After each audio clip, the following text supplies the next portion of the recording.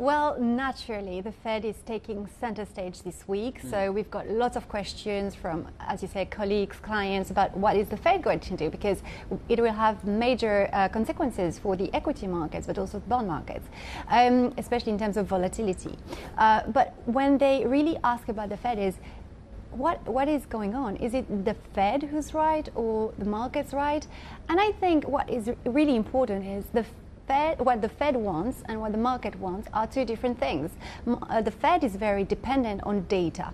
What the data says so far is that the economy is resilient, despite some weakening on the job market. But on the flip side, the inflation, especially core inflation, is still running high.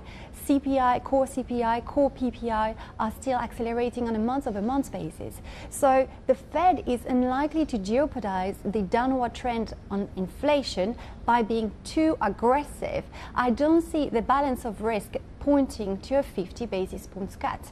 I think the Fed, by doing so, would really indicate the market that actually we've been behind the curve and this is an imminent risk for a recession. That would be a very strong signal. These scenarios are very, very different, aren't they, as we talk about the growth shock, and that was one of the potentials that came up in August, and it was the numbers themselves that caused the market to run scared around some of the manufacturing numbers, what they're seeing in terms of the cooling of the labour market thanks to the revisions, and that was one of the issues. But also even on inflation, many think, look, we're getting back to target, we're pretty much there in sight, and what we're talking about here is an interest rate cut that will not have an impact till 6 or 12 months down the line. If you're a central bank setting policy for 6 to 12 months down the line, aren't you actually looking at a 50 basis point rate reduction?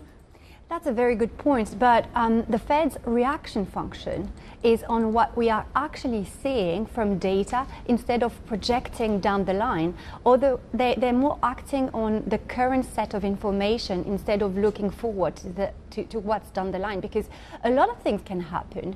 And you were mentioning the US elections, but depending on the outcome, the inflation outlook might be completely different. So the Fed cannot take really actions on forward-looking scenarios, but mostly on what is currently in the market, what is actually revealed by data. How soon could the Fed start to react to the politics then?